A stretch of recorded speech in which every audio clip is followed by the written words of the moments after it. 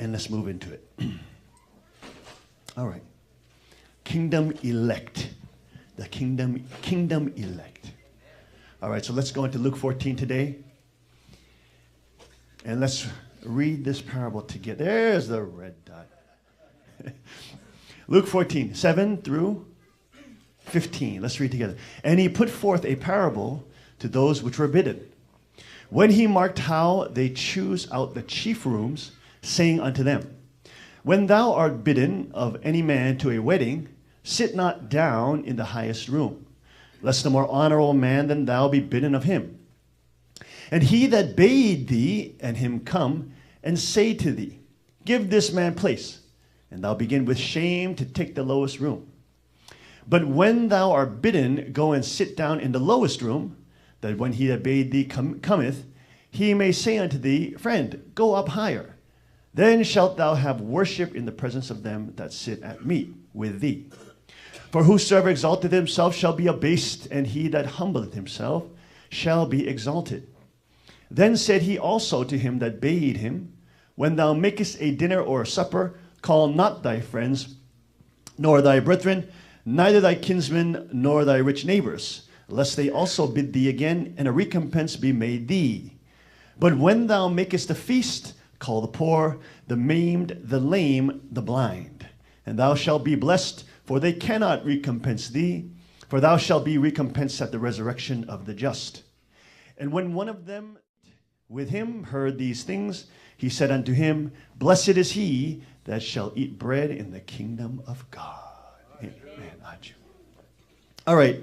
So half of you understood what's going on. Half of you did not understand what's going on because this is in British English, King James English, okay? So Jesus is explaining he's actually here at the Pharisees, one of the chief Pharisees on Sabbath day having dinner, okay? So he's eating at that room amongst the Pharisees and lawyers are there, the Sadducees, etc. And he's giving this parable that when he says, when a married man, there's a marriage feast and party going on, and he tells them, don't sit up at the front. If you sit up at the front and somebody more honorable than you comes in, you're going to look like a fool because he's going to be invited to the front and you're going to be pushed to the back. Right? Instead, sit at the back, and then when the host sees you, he'll say, oh, friend, come on up. What are you doing back here? He will bring you to the front. And when I make a dinner for a supper, when you make a feast and a banquet, he's talking to the Pharisees, when you make a feast or banquet, don't just call your friends or rich neighbors, because they will invite you back, and that's all the benefit you will get from them. That's the only recompense you will get, just them inviting you back. Okay, but when you have this kind of banquet or feast, bring those who are poor, maimed, lame, blind, etc., and then your benefits that you receive will not, because they can't pay you back with a dinner, or they can't pay you back with the benefit you receive will be in heaven. Okay, or at the resurrection of just, when I return, when the Lord returns. So the British English is, a little confusing, but I think it's very apt. One of the people who sit at the table with Jesus hears these things and says, blessed is he that shall eat bread in the kingdom of God. It is such an intense time, folks. Such an intense time. Okay, we're gonna do something a little different today, because the election time is coming up so fast, so rapidly, and there's so much on the line. So much is on the line. It's interesting that world politics is on the line. Whether or not the world will move towards centralized world communism under the UN and under all the stupid NAFTA and trade treaties, TPP, all these, treasonous treaties, illegal treaties, or whether or not the world will move into sovereignty, where nation states will be able to determine their futures. Okay, so whether or not the world will become into centralized archangelic power, or whether the world will go into more sovereignty, whereas that will be much more of a harvest ready for Chaniguk to come.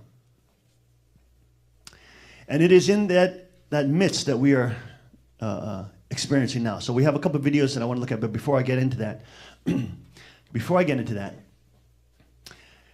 there was everybody already knows, or most of you already know, but this week, let me give you a little background. About 1 year ago, Kuk Jinim said to me, you know, you really have to move to 154 Pond Drive, the house he's living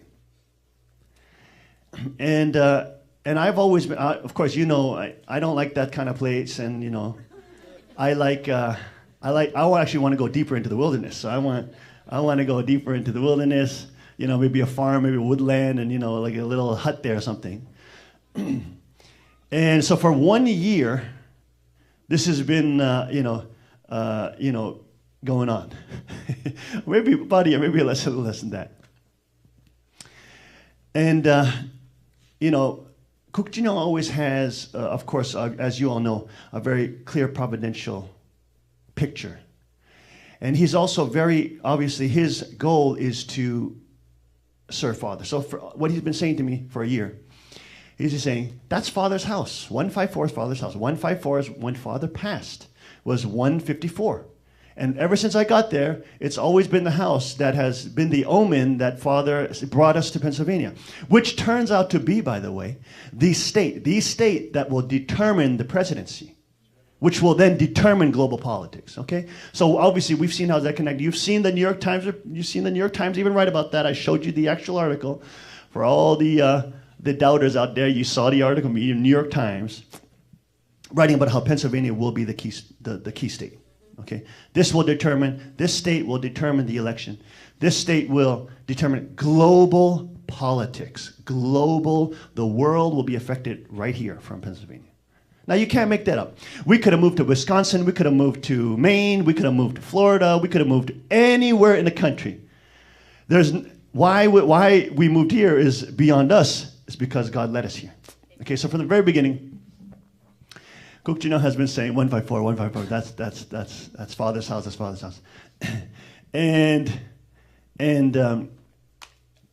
also, when he first got there was a crazy man, who called Jim Bohr, who was working on the house. He was working with the real estate realtors to get the house. And a crazy man called him and said, hey, I want to visit the person who is now, I want to visit 154 Pond Drive on the top of the hill. I want to visit that house. And he told Jim Bohr, the reason I want to visit that house is because God lives there. Is that true, Jim? Where are you, Lucy? Okay, he's not here today? Okay, you did. Anyways, ask Jim about it. He'll tell you the story. He said this guy said, this is a house where God lives, and I want to go visit it. And of course, you know, they said, no, you can't just walk into a private residence, etc. So anyways, it's been an ongoing thing, and every time the number 154 comes up, it could be 154 in the afternoon, and we're having a meeting. And if it says 154, then Kuk Jinyo would say to me, Father's giving you a sign. He's giving you a sign. You got to move into his house.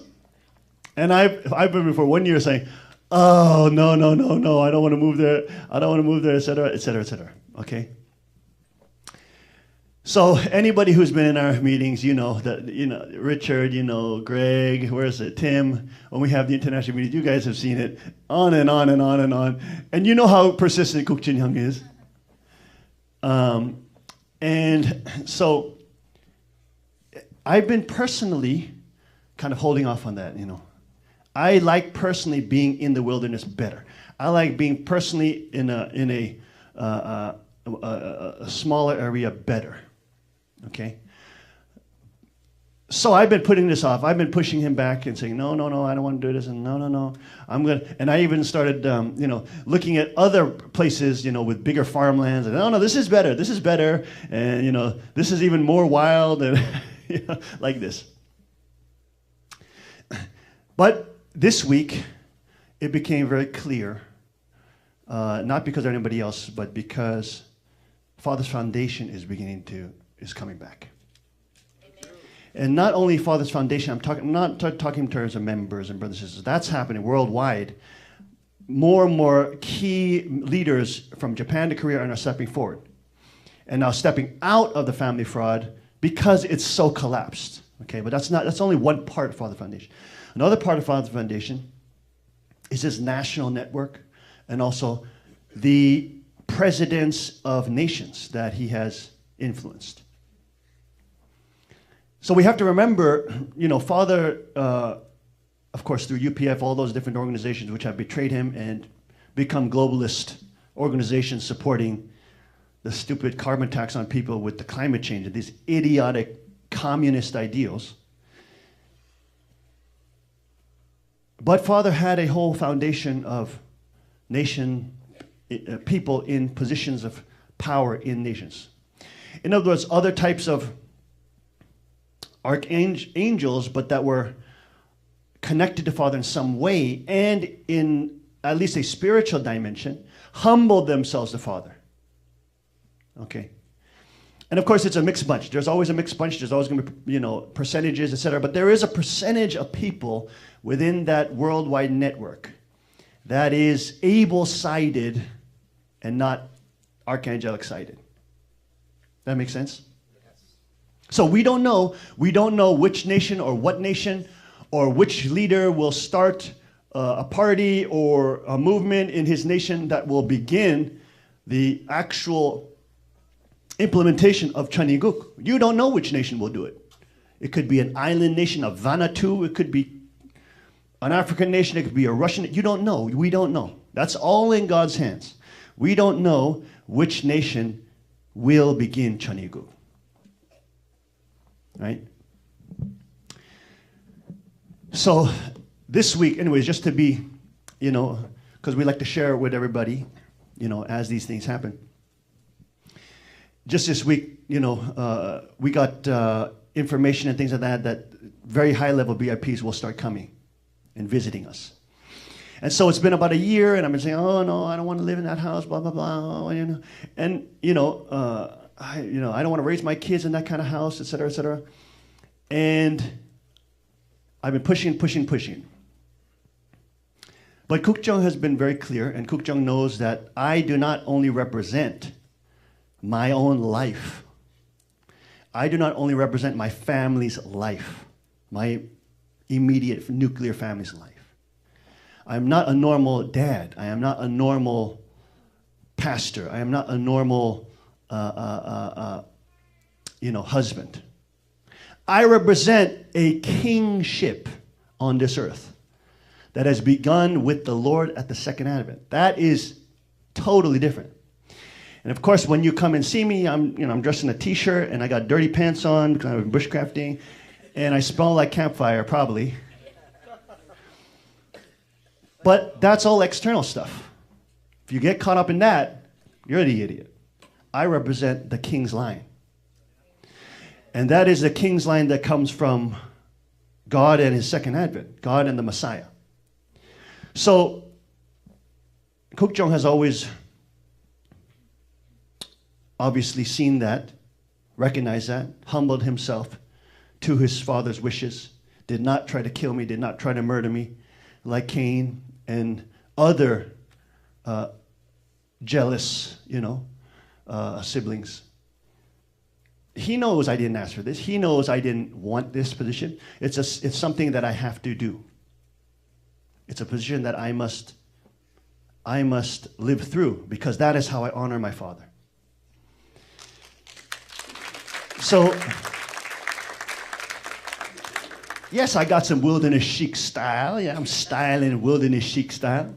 And I got my bushcraft essentials and my survival pants and the gear on and stuff like that. Always. But that is just an external thing, right? Those are just external realities. And he's always been saying, you can't get away from the fact that you will live in a cage. And I jokingly say, maybe that's why I like MMA, because you have to practice in a cage, you have to fight in a cage. And we had this talk with our kids, because moving to that residence, which is materially, it's a much higher level of property. Okay, so it's a much more expensive property. It's a much more expensive real estate. It's a much more, more palatial than the Lake Sanctuary. And I'm not saying Lake Sanctuary. I tell my kids, you don't know how grateful we have to be to live like this. even Lake Sanctuary is just phenomenal. Who gets to live in front of a beautiful lake like that? You go all through Korea, you're never going to see that. Right? The national treasure temples in Korea don't have a lake in front of their house.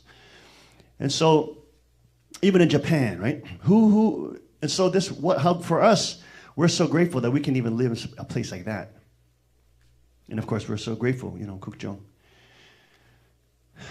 That was actually to be his house when we first came to Pennsylvania, but he said, no, it's your house. And so, we have talked with our kids about this issue and the fact that we will be moving to, basically spiritually, it's almost like a small palace. It's a small palace. Spiritually, it's like a small palace. That's what I'm calling it. I'm calling it the Sogung, which means the small palace. Because it's on the hill. It's not actually a huge house, but it's on the hill. It represents a kingship and authority over land and over territory. So we had a discussion with our kids about it. And I told them, we had about a 2-hour discussion, and I can't go through all the details, but anyways, we're so grateful, obviously, the kids, how mature they are. And of course, they trust their daddy, and they trust the guidance I give them. See, what you folks have to realize is that we grew up in these kind of places from when we were young. We grew up from a young age in these kind of places, and so we understand the dynamics of these kind of places. Most of my kids also lived in, not the palace, really, they, it's back and forth, but, the third king who father chose, he had to live in the palace. The actual Chunjungo Palace, the monstrous, huge palace, which has become a demon nest and a nest of betrayal and usurpery. And we were having that discussion. I told him, Junie, you remember when you lived in there, everybody thought it was amazing that, wow, you live in a palace, etc. But you remember how much of a prison it was. That little boy, at that age, he doesn't understand the psychology of all those dynamics. But he can feel them emotionally and physically. So he was, for example, getting sick all the time. Because that's the only way you have to get sick in order to get away from the pressure of the pressure cooker of the palace. And there's also, I've told you millions of times, there's all sorts of backroom politics, and there's all sorts of lobbying, and there's all sorts of staff intrigue. And there's all these, in Chunjungung, for example, they have 100+ staff just on that floor. So then there's all this gossip and all this, and they have, since most of the time they have a lot of downtime, it's a lot to do with gossip. So, for example, for a little baby boy, a baby kid who's 5 years old, 6 years old, doesn't know any better, he has to live in that environment where people are gossiping about him all the time. He has no private space where he can get away from them. You either become, in order to get away from that, you can either become you can become violent and start lashing out at people. But that always works bad. I've seen that happen in my own family. Right? God gave me the blessing of being one of the younger ones. So I've seen a lot of the elders fail in terms of how they have lived in this pressure cooker. And how they had to deal in that dynamic. Some of them couldn't handle it. Some of them explode. Some of them get violent. Some of them, and just say, screw everybody. If you fools are gonna judge me, I'm gonna be as bad as I can. You know what I mean? And they'll do that. So they'll have that kind of psychology. That's one sort of option that happens. Also, another option that happens is you can become very insular. You can become very insular. You can become very weird in that way. Maybe floating off into fantasy land or getting addicted to, games or fantasy games or whatever. I've seen that too. Just to escape the physical reality of having to have absolutely no privacy. Even in a normal home, you have at least some degree of privacy. And you can also leave and take a walk and stuff like this. But on properties we live, you couldn't do that. you couldn't go out and take a walk without, being surveilled. You're being surveilled. It's like being trailed by the NSA all the time. They have to keep a tab on you all the time. And they're keeping a tab on you all the time. So you can't just ride your bike and go to the neighbor's house. And I'm not saying have pity on the true children thing. That's not all I'm saying is that's the reality of the dynamic. So psychologically, you can decide to do certain things. You can decide to go violent. You can decide to say, F you, you sucker, you judging me, gossiping me like this. I'm going to do everything you say and more, you see. That could also be a self-fulfilling prophecy. And that also happens. I've seen that happen, to some of my siblings. You can also become insular and kind of hide away from that.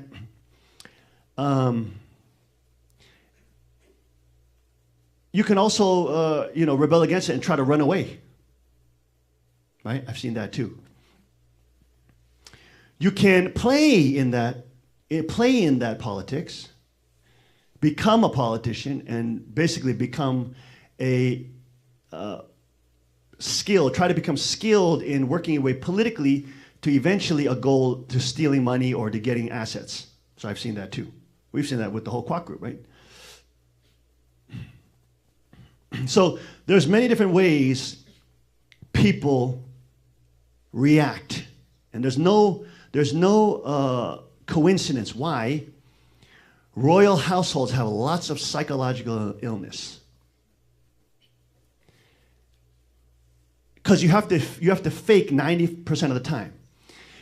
In public, you have to do all these public events where you're supposed to be a prop on the stage, and you're supposed to sit there in your prim and proper robes and your dresses or whatever, and you have to sit.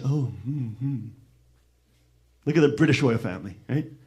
Or the whatever. They all all the kids are out there. Those fools are thinking about pornos or games, or they're just like they're regular kids. They're thinking about, but they have to sit up there, oh, yes, right?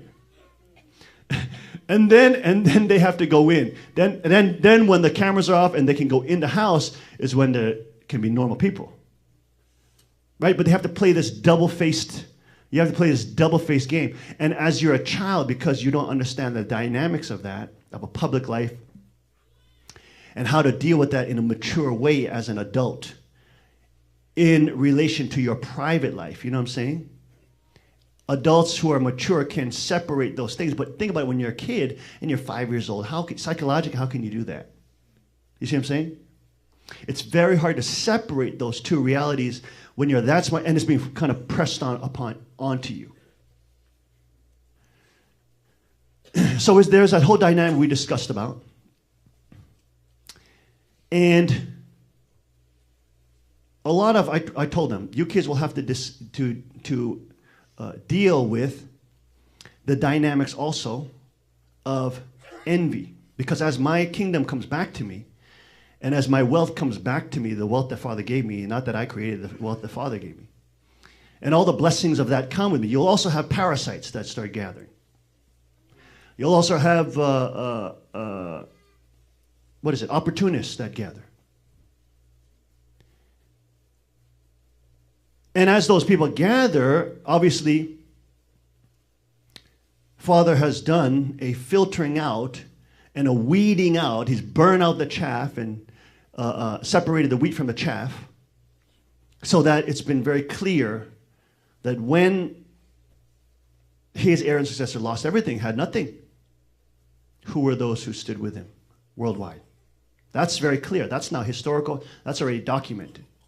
So who was real, who was fake, is clear.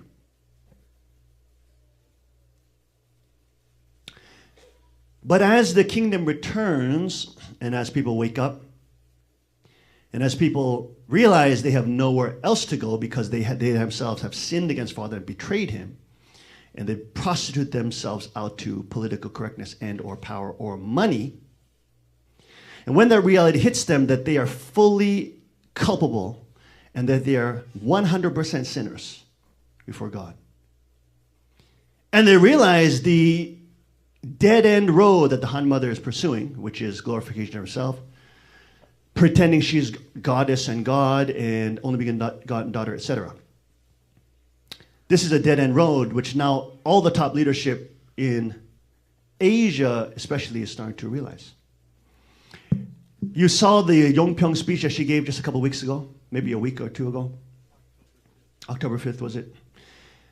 Even after that meeting, there were Japanese leaders that had never heard that theology. That's how controlled they were keeping the environment around her, because as she was spewing these heresies, they themselves were stressing out because they themselves realized it was so heretical. They didn't even want to communicate it down to their B-level leaders. So when they had 800 plus leaders there, many of those leaders heard it for the first time. They're like, whoa, what's she saying? What's she talking about? I never heard this. I thought sanctuary was bad.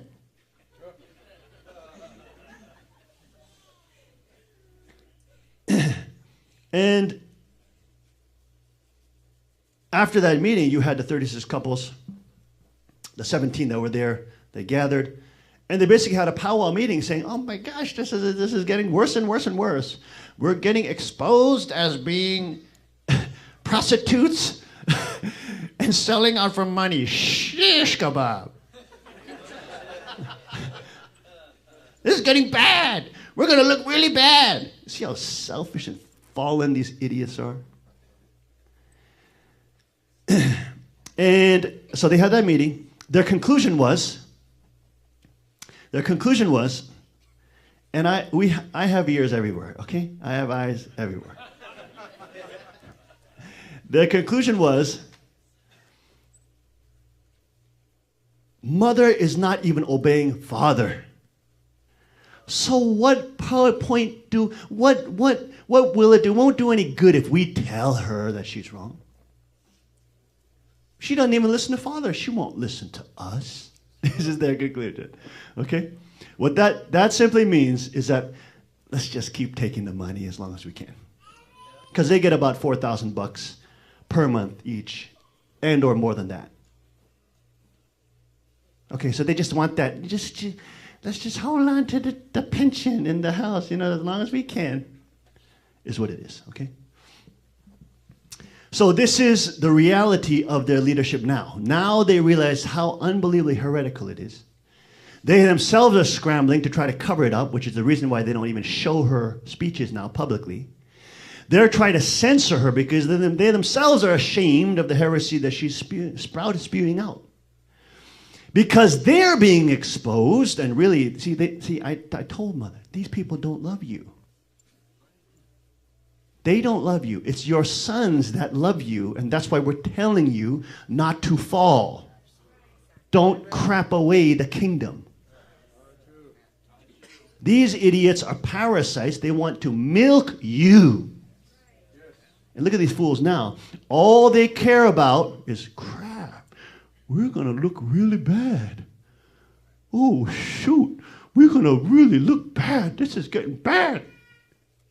We need contingency plans. This is getting bad. This is how these fools are reacting, right?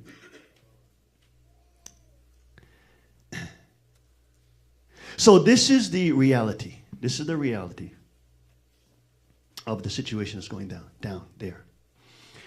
And when you look at the scripture in Luke 14, Jesus is talking to these Pharisees. The Pharisees they were the religious leaders. They were the heads. They were the 36 couples. They were the 72 couples. You see what I'm saying? They were the ones that got the praise and the glory. They were the ones that got the front seats. He's talking right here. He's talking about the front seats and the back seats, right?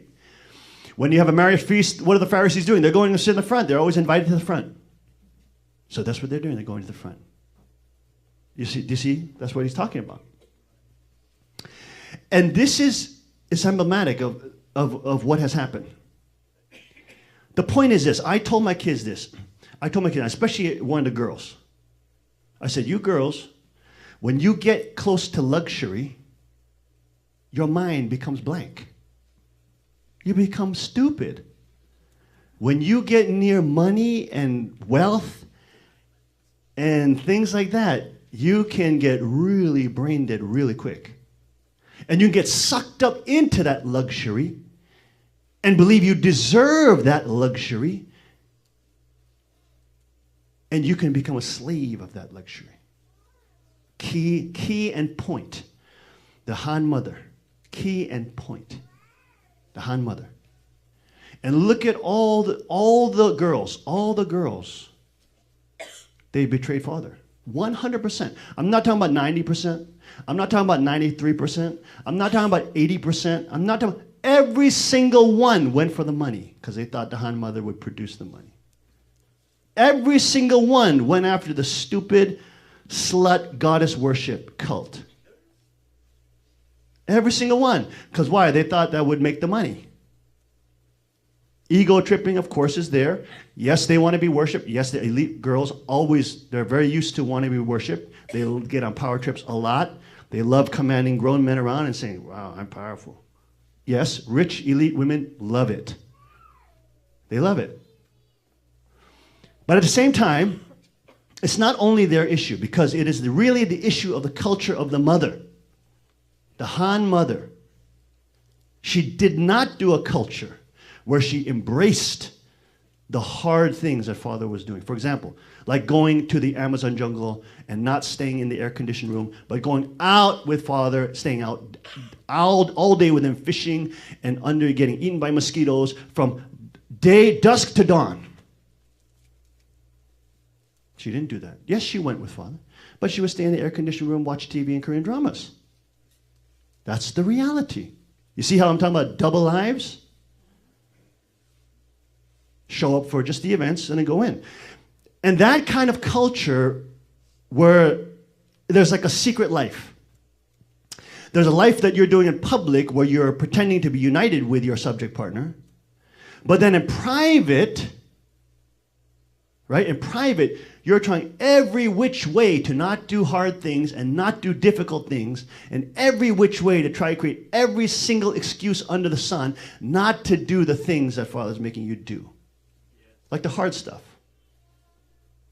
Like the baking in the sun and the fishing after these crazy piranha baku fish for all day, and you have to struggle with that. What the hell am I doing out here every day to fishing these fish? In the Amazon jungle, what am I doing out here? Right? Kook Jin-hyung had to go tuna fishing with father over the summers. I mean, like weeks at a time on a boat. Bleeding fish, all those smelly, stanky fish all day long. Cold. In the summers, I guess it's less cold, but tuna fishing, these big things, and it's the most unamusing, unentertaining thing you've ever done in your life, probably. It's very difficult.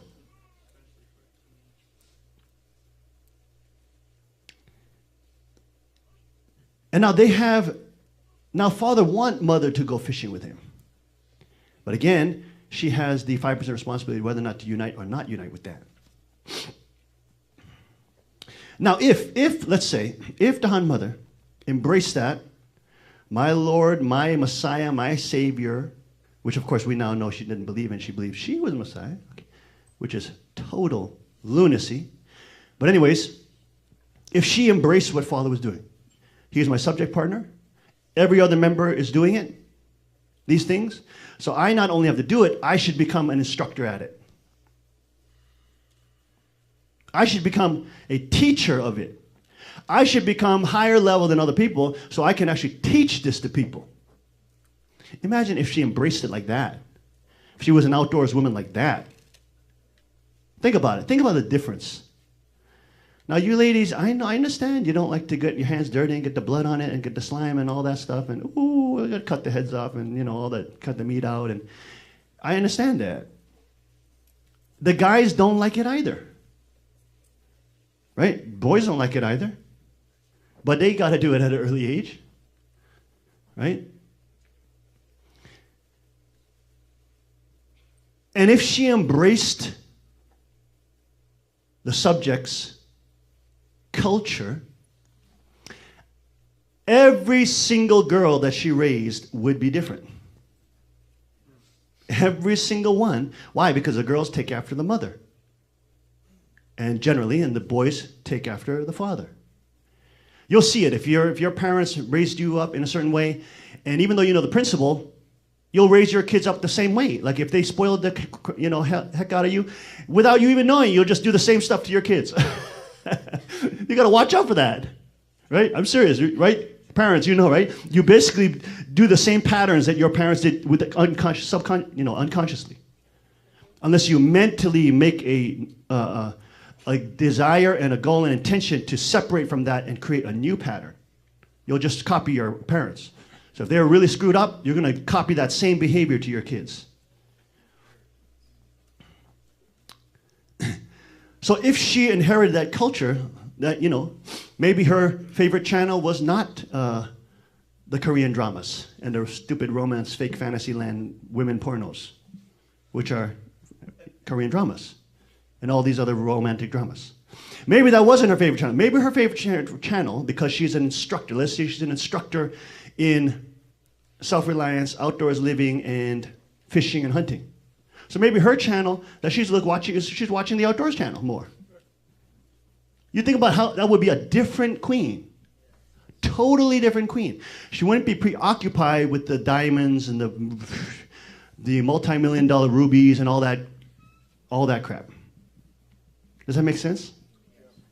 She'll be less preoccupied because she has a focus and she has a skill of mastery that she's developing. Instead of passively just waiting, passively just sitting there in luxury, passively just waiting for somebody to call her out to, have lunch with Father, actively, proactively saying, this is what Father desires, this is what Father wants to train the entire kingdom on, then I will become an instructor. I will become a master. I will become a black belt. I will become a leader. I will earn those skills. I will earn it by going through those things. If she did that, that would create a radically different culture in not only our family, but entire church. Entire movement, worldwide. If she was like Lisa, where's Lisa at? Where's Lisa? If she was like Lisa, if she was out there, shooting, and she's an NRA instructor, and she's think about it, if the Han Mother was that would be like totally different. That would be so different. I mean, in terms of living under that authority, it would be so different, okay?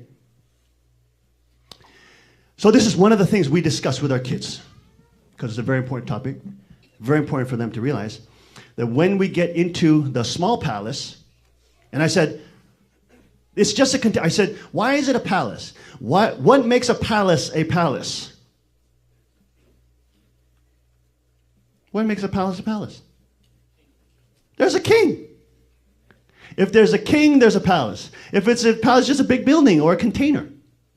The container, the size of the container, I told them the size of the container may become 1,000 times, 1,000,000 times bigger. You don't even know what will happen in the future.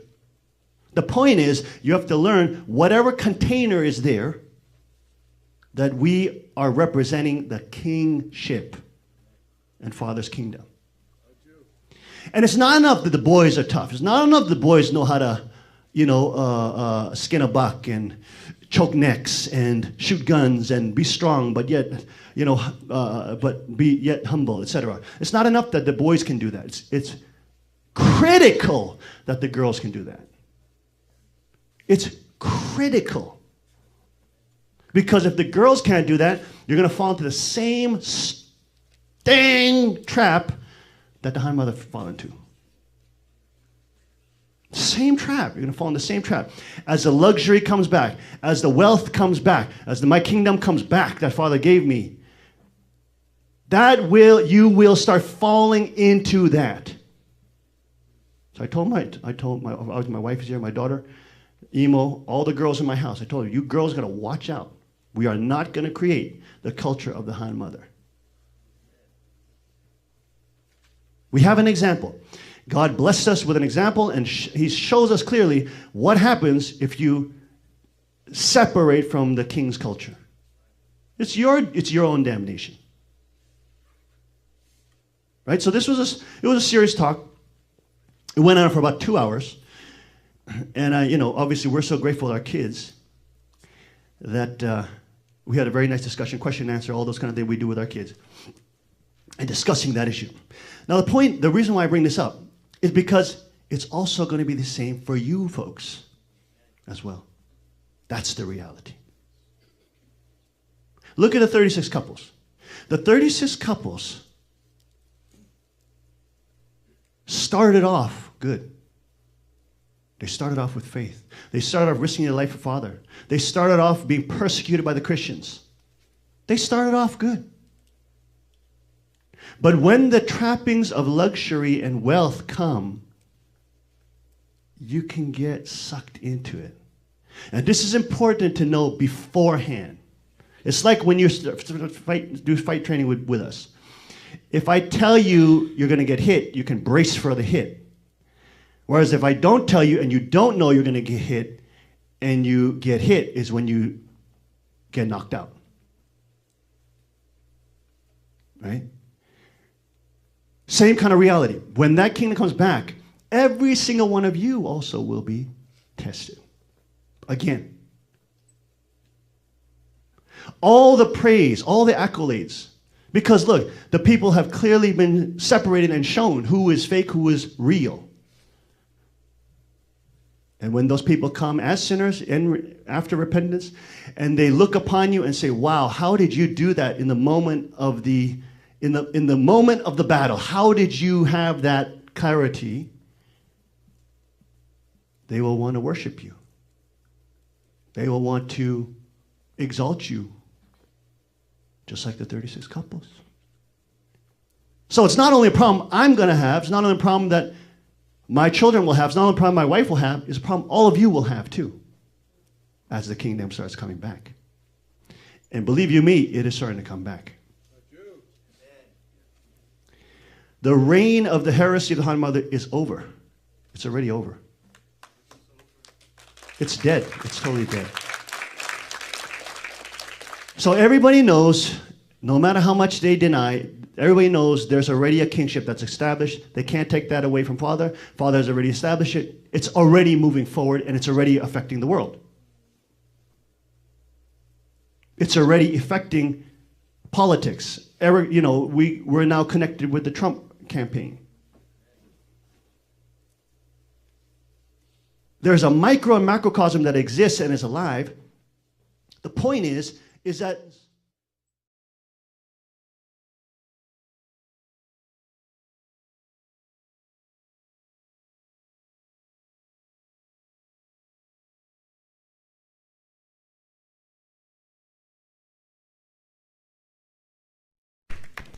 test. See? Even the devil does not want this word to get out. Because it's an important word. This is what you have to remember. Right? This is, of course, why I'm so grateful that the Queen is adopting the traditions of Father. She doesn't like to fight. She doesn't like to choke necks. She doesn't like to break bones. She doesn't like to get dirty and fish and hunt and do this. She hates it. Now she's actually starting to like it. But she hates it in the beginning. Like, hate it. Now, there's some girls that kind of like it, like Chrissy. From the very beginning, she just loves it. Right? But she is not like that. And of course, one of the main things is that central providential figures have massive, massive responsibility. It's one thing this whole community and the sanctuary worldwide remembers to check themselves. It's another thing if the Queen repeats the stupidity of the Han Mother when I die. You see what I'm saying? Obviously, we know. I am pretty confident that there's a 99.9999% chance that that will not happen.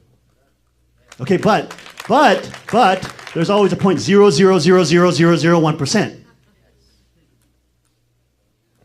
Right? That's real, right? And in the same way, I'm not thinking about now. Right now, it's pretty cozy. But you think about when all that kingdom comes back. And let's say decades down the line,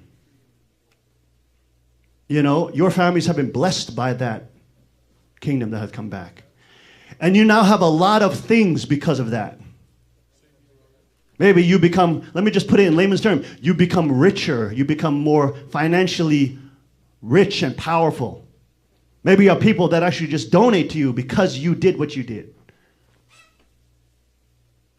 And now in that situation, when I die, and the third king has to take my place and represent true father as a subject. And in the odd chance of the 0.00000000001%, where the queen starts spewing out the heresy that she's the only begotten daughter, okay?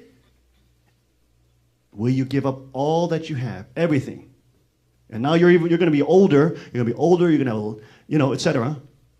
Your kids are going to be tagging at you. Hey, mom, don't give it up. Don't give it up. We're going to lose everything. And under all that pressure, will you say, screw you? Shut up, kids. Amen. And will you say, you are a fallen woman to her if she does that?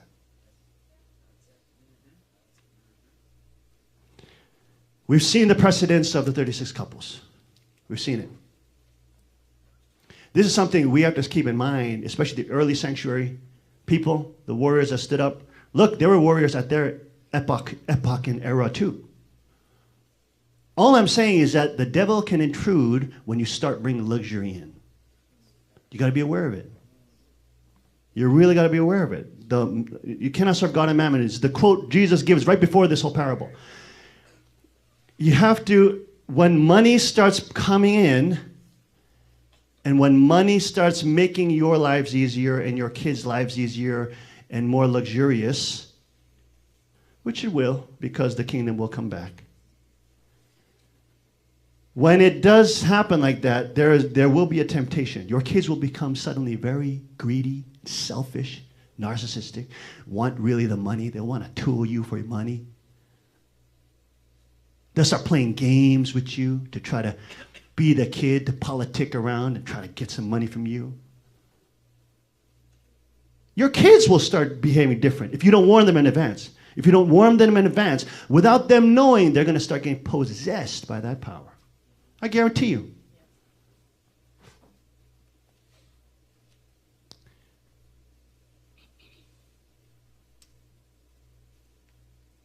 This has happened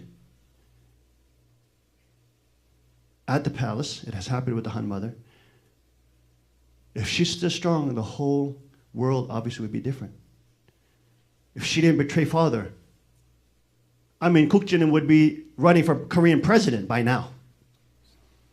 The whole Korean elite and the Japanese elite were supporting him. He was sitting in this KCIA's director's seat. He had the Speaker of the House coming over to visit him. He had the former Joint Chiefs of Staff that retired during the administration that Kuk Jung was there. He was working for the government. He retired. And then he worked for Kuk Jung. He worked under Kuk Jung as Kuk Jung was his boss. He was the former Joint Chiefs of Staff of the nation of Korea. And then he came to work for Kuk Jung. That's how much he respected him. I don't think people understand the level of power and influence we had. It was unprecedented in the history of the Unified Church. The entire elite structure of Korea were supporting Kuk Jin. They saw his business skill. They were supporting me.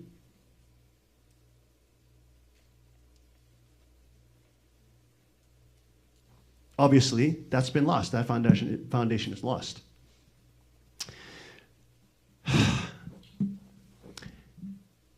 The point is, we all have to be centered as this progresses. You don't know how fast Providence will progress. You don't know how fast how things can change. You know what I mean? We don't know. We just don't know how things can change. But when things become different, when the kingdoms start coming back, all of us, my kids especially, my wife especially, the girls in my family especially, but also all of you too, must be careful of the trap of mammon. Must. Because that will come. That will come. Folks, it is such an intense time. What the microcosm does is what the macrocosm has repercussions on the macrocosm.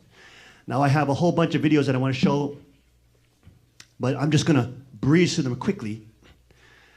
Because we are living in an age which is so radical. U.S. politics has never been this unstable. The world has never been in this much financial collapse, on the verge of World War III. We have not seen this in the last, how many years? 67 years. It's very perilous times right now. Okay? And we're living in the midst of this election series, which will determine a huge, it will have a magnificent impact on the trajectory of the global politics, of global governance, of where the world will go. So this upcoming election is so unbelievably critical. Okay, so unbelievably critical. And there's some things that have blown up in the last week that all of you have heard of, obviously, but you probably have not seen. If we can't get through all the videos today, I'm just going to ask you to go at home and watch them, okay? But this is directly tied. I don't think there is not a coincidence that I, as the second king, representing Father's kingship, moving into a smaller palace or into a different house, is the same time where there's also a fight on the macrocosmic level to who will get into Pennsylvania Avenue House as well. There's a battle. Who will be the subject position in the House? Right? Will it be the monstrous, communist, criminal, evil, misogynist country receiving banker money receiving, witch of the West? Or will it be Trump, who's not perfect? He's not perfect. Definitely not perfect, but he's representing sovereignty. He's representing you bankers, you elites, get the hell out of our way. Let us make prosperity here in America. Stop screwing things up. Stop stealing taxpayer money. Get out of the way. He's representing this sovereignty, the spirit of freedom that is rising in the world. Right? The same heroes are Nigel Farage in the UK and Lord Monckton in the UK who fought and won Brexit. That's the same people. There's the heroes, modern day heroes. Right? Trump is a modern day, he's not perfect. No, the heroes are not perfect, folks. Joseph was not perfect. Cyrus of Persia, King Cyrus that God used to free the Jewish people, he had a harem. He's not perfect. But God used him to free the Jewish people, to stop the persecution of the Jews and the killing of the massacre of the Jews. God can use Cyrus of Persia. Trump is a saint compared to Cyrus of Persia. Did you know in the Bible the Jews called Cyrus of Persia the Messiah? That's a term they use for the Cyrus of Persia because he freed them. The guy had 5,000 girls, wives, pedophile. He's, raping girls. But God uses him. Right? He's not only talking about it like Trump, the guy is actually doing it. He's got a freaking harem. But God uses him to free the people, to stop the persecution, to let the Jewish people be free, to let them worship God in freedom. Okay? And this is the battle, this is the fight that's going on. I want to watch this video because this is the context that we're living in now. Providence moves. But we also have to be aware that while we're moving in the stream of the current of reality, that also we understand and can see and contextualize what is happening providentially as well. Okay, so let's see this first video here. Real quick, let's see this video. That young man, James O'Keefe, he's a hero. He's a modern day hero. This guy is a real citizen journalist. We had dinner with him. What was it? When he was here? He was here for an event with Vince. Me and Cook Chung with the Golden Vote Media. And he was the main speaker. And we had dinner with him. We were sitting right next to him and we were talking with him. This is the guy that dressed up as Osama bin Laden and crossed the border to expose. Remember this? That the border, maybe ISIS can sneak through if I can dress up as Osama bin Laden and walk through. And he totally exposed those idiots for the reality that they are. They're total fraud. They're lying to the public. So this young man he's like under, what is he, he's in his 30s, early 30s, maybe late 20s. He's been doing this since he was in college. The guy is incredible. He's a real hero. He's affecting world politics, small little guy. Somebody like Julian Assange, who is doing the WikiLeaks, he is a hero in the modern day. He's fighting against these evil people. He is cooped up in the Ecuadorian embassy in London, and I heard just this morning they have now armored cars around him because he's released so much damning, crippling evidence that they may even raid and kill the guy. So these kind of living heroes are alive. They're moving with providence, they're moving, and all of them, of course, are fighting to support Trump, get Hillary out of the picture because of her unbelievable criminality. The reality of the situation is that America's position in the world has completely crumbled.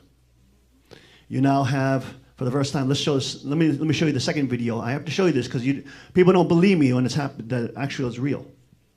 This is the video of the Philippines. The first time since World War II, okay? The first time since World War II, the Philippines has announced they will separate from the United States and they will prostitute themselves to China.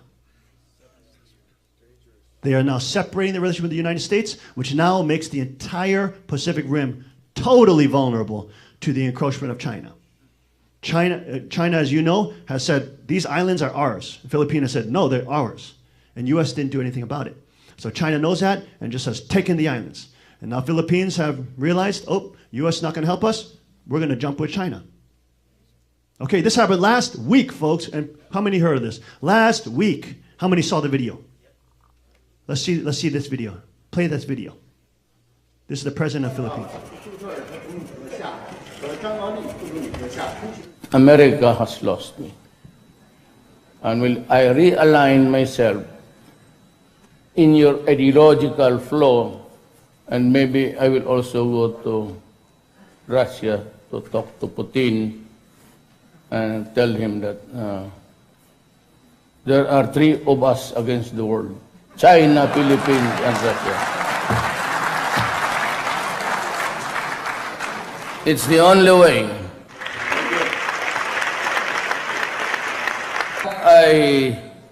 In this venue, Your Honors, in this venue, I announce my separation from the United States.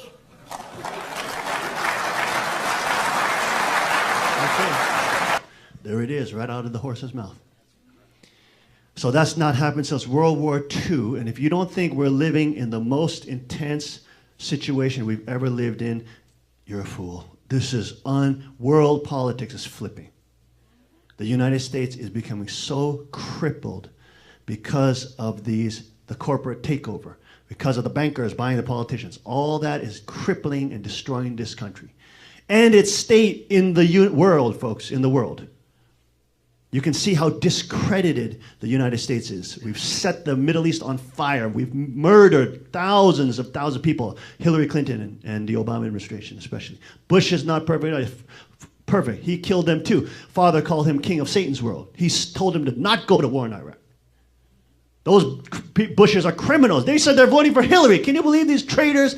They're Republicans, and they say, they're, quote, Republicans, right? And they say they're going to vote for Hillary Rodham criminal Clinton. Are you kidding me? They are total treasonous traitors. This is happening before our eyes, folks. History is unfolding before your eyes. Don't be asleep. Don't be a side sleeper. What is it? Side watcher. A spectator. You have to get in the fight, in the game. This is happening. Philippines is now separating from the U.S. Guess what, folks? That influences everything in Asia. Everything.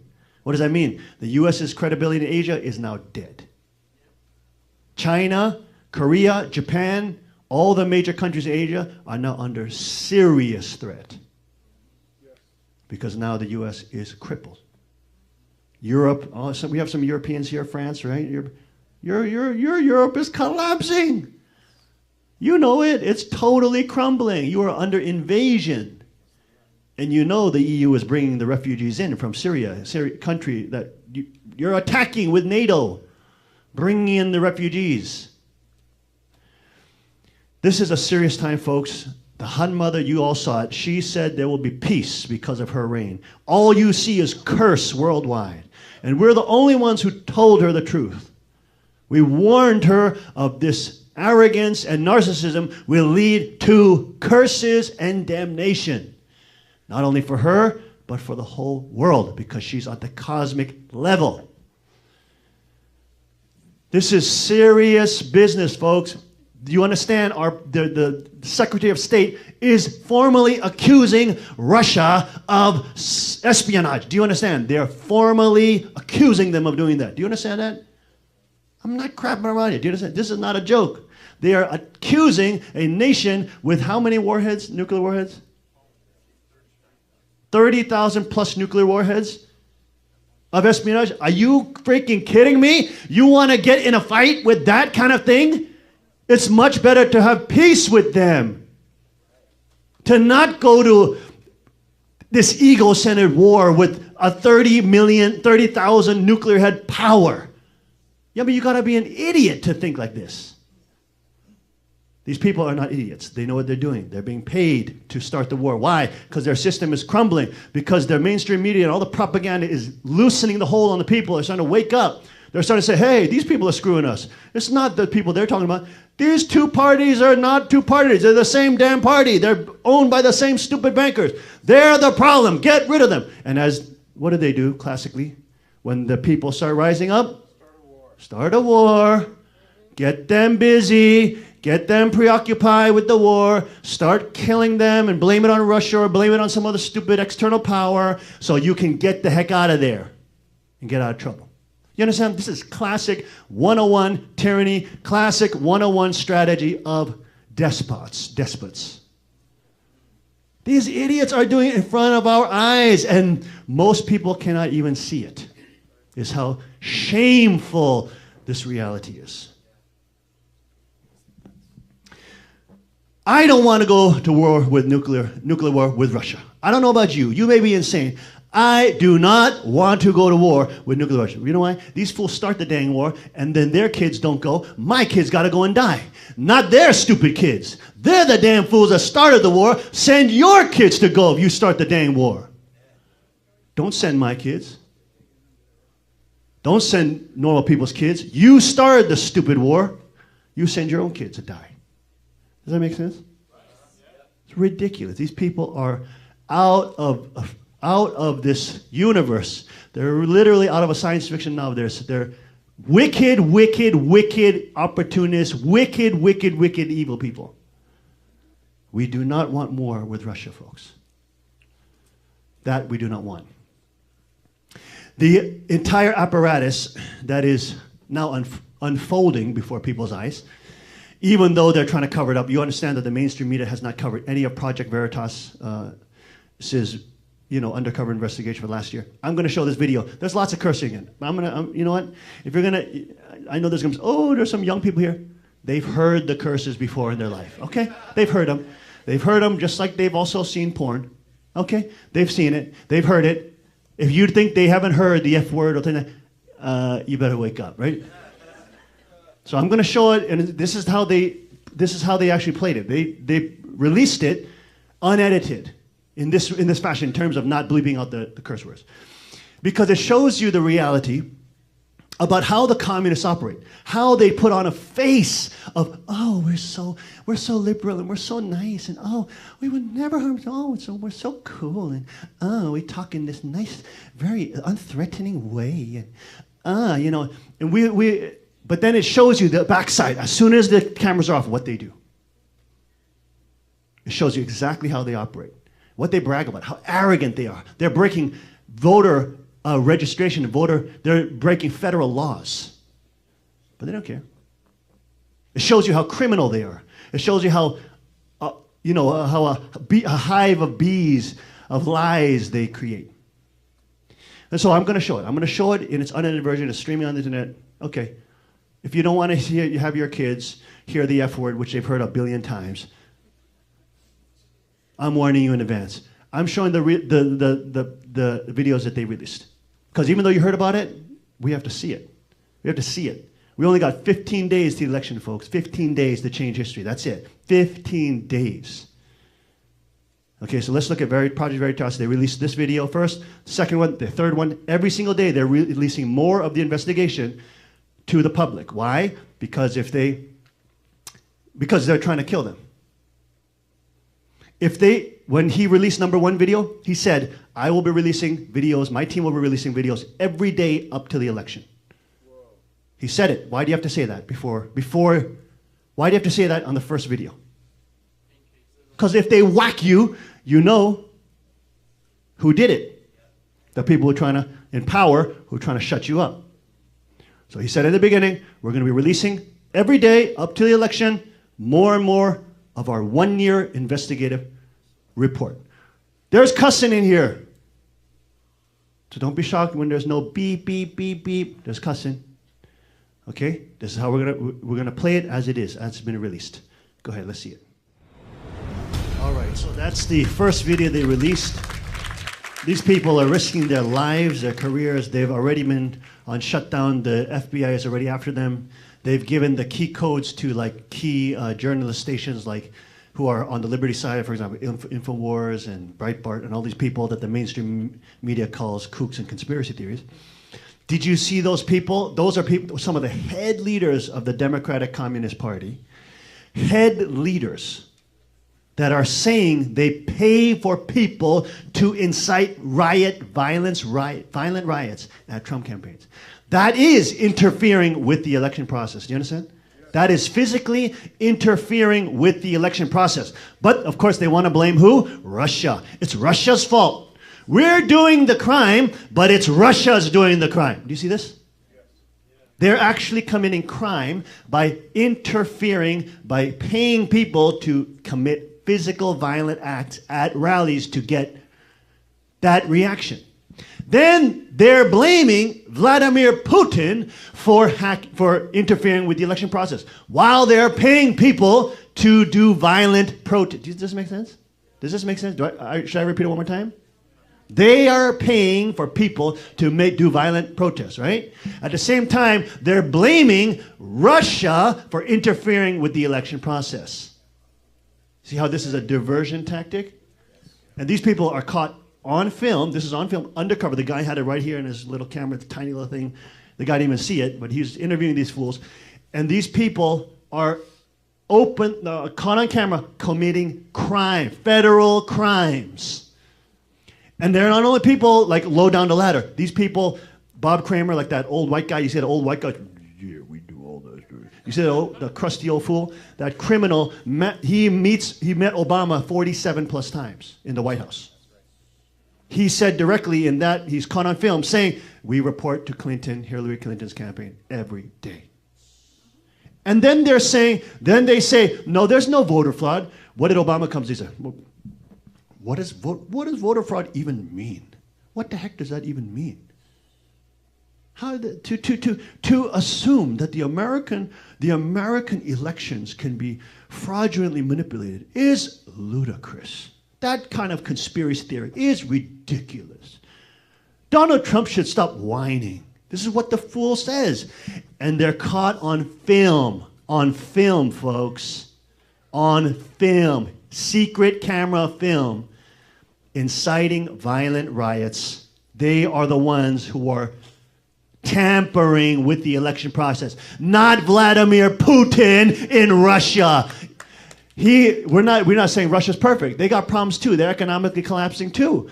But it's not them, it's the Democratic Communist Party. And I'm not saying Republicans are perfect. Half of the Republicans are in it too. Like Paul Ryan is not saying he's not supporting Donald Trump. What the heck are you talking about? He's the Republican candidate. How can you be the Speaker of the House and say you're not supporting him? You're nuts. These people are crazy. The Bushes come out and say they're voting for Clinton. Are you insane? You pretend to be Republicans. They are in the open. They're showing that the two-party duopoly, which is a one-party system paid by the same stupid bankers, they're all puppets. They're not real. They are not real. Trump should get in and imprison them all. Put them all in prison. They're treasonous politicians. They're wicked people that sell off our freedom for money.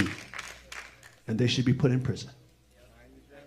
He needs to get in the White House so he can put these fools in prison and prosecute them with all the illegal laws that they've already put in place. This is the reality of what we're dealing with, folks. This ain't a joke. This is not a joke. The balance of life on earth is in this fight.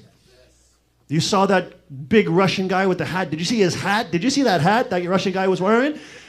That guy, he's like the person, he's like one of the biggest parties in Russia. He's saying, look, if you vote for Trump, you're going to have peace. If you vote for Clinton, she's going to start a freaking war with Russia. She's blaming them publicly, accusing them with no evidence. When her campaign is now caught on camera committing federal crimes. This is not a joke. You can't make this up in a science fiction. This is ridiculous. So the first video they released was on how the DNC is paying people to incite violent riots, to tamper with the election process. That's called voter fraud. Tamper with the election process. That's what they're doing. They're illegally committing voter fraud, even though Obama and all these total criminals say, there's no voter fraud. That's ridiculous. What a conspiracy theory. To say that the U.S. elections can be tampered with. These criminals, they're caught on film. Their top operatives are caught on film. So the first video is where they're caught paying for people committing violent acts. The second video that they released the next day is about how they actually commit voter fraud. They bust people in. They move people from state to state. They exploit people. And do you see it in the end, folks? If you are a brainwashed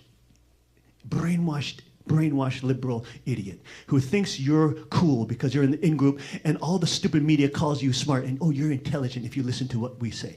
You're intelligent if you listen to what the New York Times says. You're intelligent if you listen to what Harvard. If you are in that cult, wake up. Your people, they're being exposed for complete voter fraud, complete federal criminality. They're being caught on camera. Is there anything you will not say? And they said, no ethics. Ethics don't matter. Laws don't matter. All we have to do is not get caught. These people are 100% communists. They're 100% enemies of your family and of this nation and of freedom worldwide. They are treasonous vipers, and they are plotting for America to be sold out. Those fools need to be locked up in prison. They need to be prosecuted at the highest degree for them to be punished. They are committing treason against the world. They're selling off the world into World War III. Who wants World War III here? Come on, who wants it? Who wants it? Does anybody want World War III with Russia? Do you really want to get into a nuke war with Russia? Do you really want that? I certainly do not want that. That is insanity. These people are running this country. Donald Trump, they're all against him. They all hate him. Even the stupid Republicans hate him too. It's because of the people. The people see this guy's an outsider. He's not perfect. He's got stupid issues, but he's an outsider. He is fighting for sovereignty. His businesses are collapsing. Yes, he's not getting any benefit from this. He's standing up with these people like James O'Keefe, with these people like Julian Assange, with these people like Nigel Farage, with these people like, Lord Monkton, with these people like Alex Jones and Breitbart and Milo Yiannopoulos, even though he's gay. Drudge. These people are fighting for freedom, folks. They're fighting for sovereignty, and that makes them fighting for the able side. It's a massive fight, massive fight. You've seen the first video. How many have actually seen that full first video? See that? Just a couple. This is my point. My point is, you may have heard about it, but you didn't actually see it. Does that make sense? When you see it, you can see these fools they're totally organized. And that idiot, that old crusty white guy in the suit, Bob Crane, that guy is at the top level. He is meeting with the president, and he's organizing violent riots. Do you understand how unbelievable? And then they're blaming Russia for voter fraud. They're blaming Russia for interfering with the vote. This is insane, folks. This is insane. These people are 100% criminals. This is such an intense battle, folks. This is like a massive battle. It's a massive spiritual battle. We're fighting for the fate of humanity and the future of humanity. Do we want to get into a freaking nuclear war with Russia? Kill millions and millions of people? Do we want to get into more economic collapse in the same program of debt slavery for the new generations to come? Or do we want to leave that ridiculous white banker system and get back to sovereignty? Get back to people coming back and understanding inalienable rights, natural rights, God-given rights that nobody can take away. That's what Chaniguk stands for. You understand the fight? In this kind of fight, you don't know which nation God will choose to begin Chaniguk. You don't know. You don't know the VIPs that he's lining up now, the people that are in positions of power that he's lining up now that will meet us, that I will have to host, that we will have to educate, that we will have to show the Constitution to, without shame. Show the Constitution to. Show them the fruit of the Lord of the Second Advent. Show them the fruit of the Messiah who has returned. The kingdom can come. So you saw video number 1. The other video is another 16 minutes plus. So go home and watch it. Okay, folks. It's not enough to hear about it. You got to watch it. You got to see it with your own eyes. Because otherwise you live in a bubble, in an echo chamber. You're living in a false reality. You got to see what's actually happening. These people are total criminals. If you didn't see it for yourself, you would still be biased. You saw it for yourself. The guy's a freaking undercover camera. He's caught them on film. They are criminals. They are 100% criminals. And 2/3 of the Republican Party also has to be locked up too. These people are total frauds. And they are selling this country out to world communism and the UN. Give me a break. Father called the UN Satan's UN, Cain-type UN. The able-type UN doesn't fight for worldwide communism. The able-type UN fights for worldwide sovereignty and the kingdom of God to come.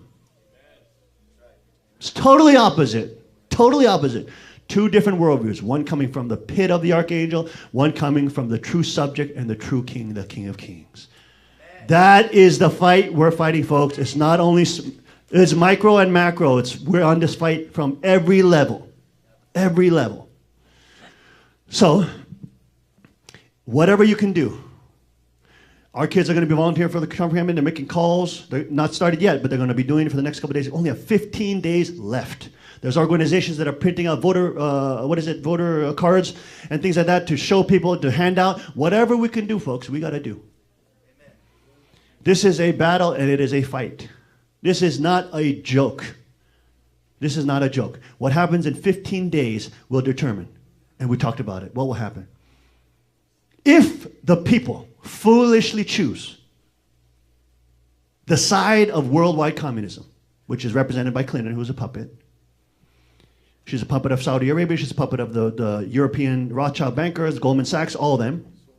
Soros, oh my goodness, you see that wicked... That guy actually thinks he's the Messiah. Do you know Soros? He actually thinks he's the Messiah. He's a total kook. He's a total nut. He's a total communist. She's a puppet of all of them. If America chooses that person who's a puppet of those devils, the entire world receives judgment, folks. We're going to World War III. The judgment will come to the world level. If, on the other hand, even with the voter fraud and even with all the fraudulent votes that they're trying to tabulate now, and all the busing of the people that they do, and they explain how they do it. Watch video number 2. They don't do it in a bus now. They do it with different people. They mobilize and pay people off, and people drive their own POVs or personal operated vehicles, personal cars to the thing, but everybody's doing voter fraud. One time you vote in Iowa, you move to the next state, you vote there, you move here, you vote here. It's organized. And it's on film. Watch number 2. You'll see it. These fools are criminals. They're organized criminals. If, even amidst all that, even all the vulnerable, there's a huge landslide like Brexit. On the day of Brexit, when London got freed from the communist EU, the polls said Brexit was 10 points behind, and the Remain camp was 10 points ahead. That means Brexit's going to fail. The media was saying that on the day of Brexit, folks. You see how lying, manipulating propagandists these media are? 5,000 media, and none of them wanted to interview James O'Keefe, who was a real investigative journalist, who was really undercover, who was really investigating these people. Not one of those media journalists, quote, these are people not journalists. They are propagandists. They're paid propagandists who just look good. That's it. That's all they got. They just look good. They're beautiful ladies and good-looking men. That's all they are. Who are paid to tell the population one message. They're not journalists. This guy's a journalist. His team is a journalist. Those men and women on that team, they are real. We are fighting this battle. If America landslides it, huge, and Trump makes the victory, even with the voter fraud, they can't deny it, he wins. Then the judgment doesn't fall on the world. Hopefully, it falls on the archangel, which is what? The establishment politicians. They go to prison. They don't get to start World War III. They don't get to run away from the problems they created. They don't get to escape. And they are held accountable for the crimes that they have committed against humanity.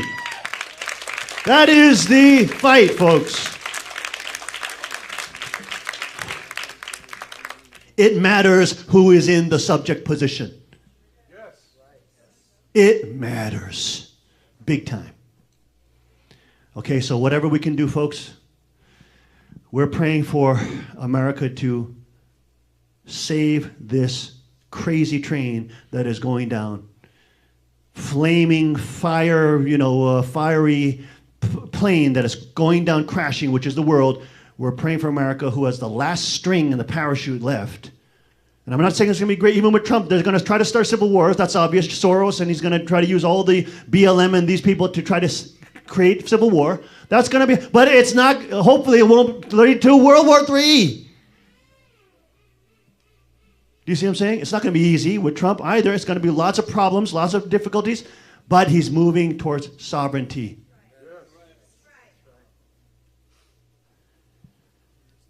We have to pray for this nation, folks. We have to repent. Isaiah says very clearly, if the people repent, who have turned from their wicked ways and repent. But it's not enough to just repent. It's not enough. We have to take action too. Because God said, he said to his disciples, if you love me, you will follow my commandments, you will take action. You will take action. You will go preach the gospel to the ends of this earth. You will bring the kingdom. Father's foundation, the kingdom is coming back. Because why? There's only one owner of it on this earth. And it's not because I wanted it or not because I asked for it. It's because Father chose me to do the job. And that's why I have to do the job. And that kingdom is coming back. When that kingdom comes back, there's a micro and macro. There's gonna be fights. There's gonna be Satan's trying to hold on for that. You don't know what will happen. But who amidst all that, all the people that Father touched and raised, who amidst of them, we don't know which one. Will it be Kenya, Nigeria, whatever? Will it be Vanuatu, will it be whatever, Macau? Who knows which one will bring back the Constitution to their country and to begin it. Huge fight, folks. Micro and macro will be determined in Pennsylvania. Thought I was crazy? Everybody thought I was crazy 3 years ago. When we warned Han Mother and we told her that she would see judgment and curse upon herself. That time is now here. We just don't want it to go to the world. We don't want it to go to the whole world where innocent people have to die in this crazy thermonuclear, useless war that they're trying to start with Russia. I don't want to see it. If it's God's will, and it happens, well, I pray that the little sincerity that we're able to do can reduce it, shorten it, can minimize the damage. But whatever we can do, we have to do at this hour, folks. This ain't a joke. This is not a joke. We have to really pray for this nation, pray for this world. It's starting right here in Pennsylvania. This is the elect. This is the key. This is the remnant. This is where history is happening now.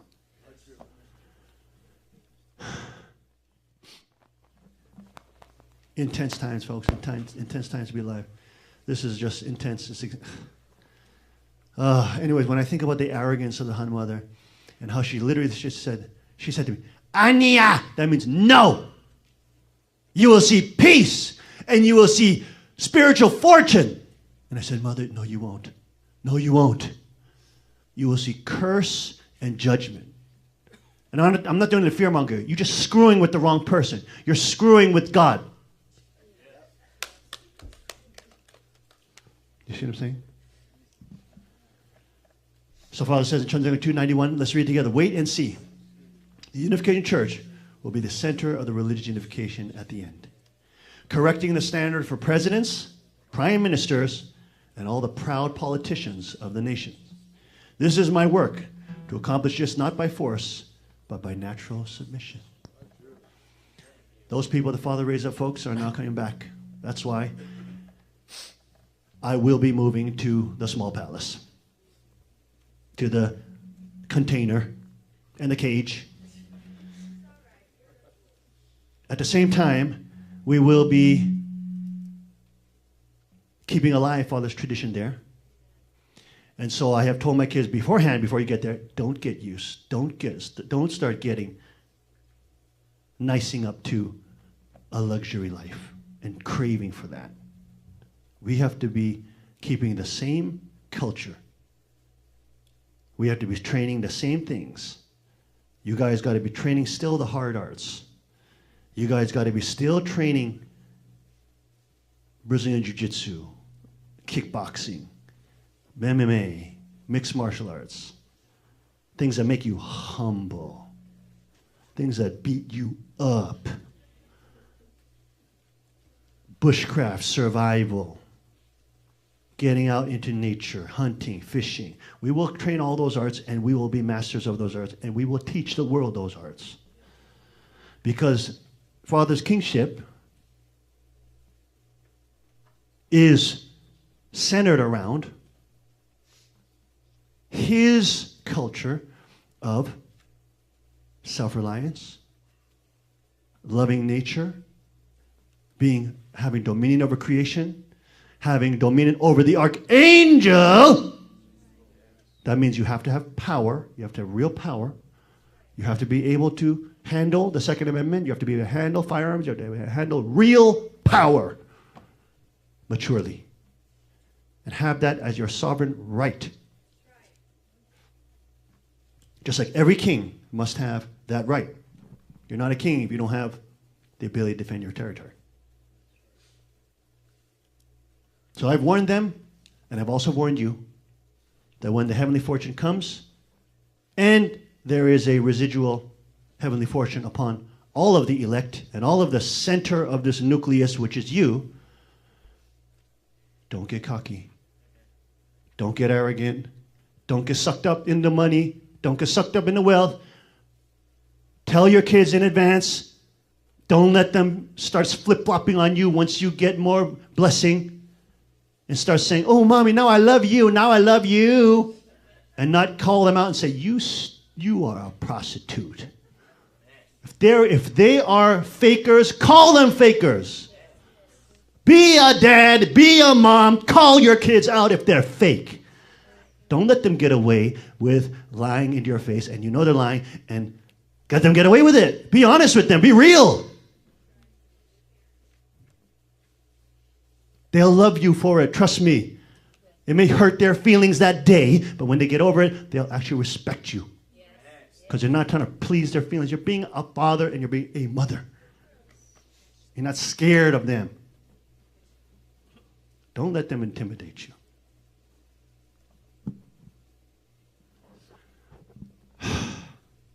This is the center, folks. SOS, let's get ready.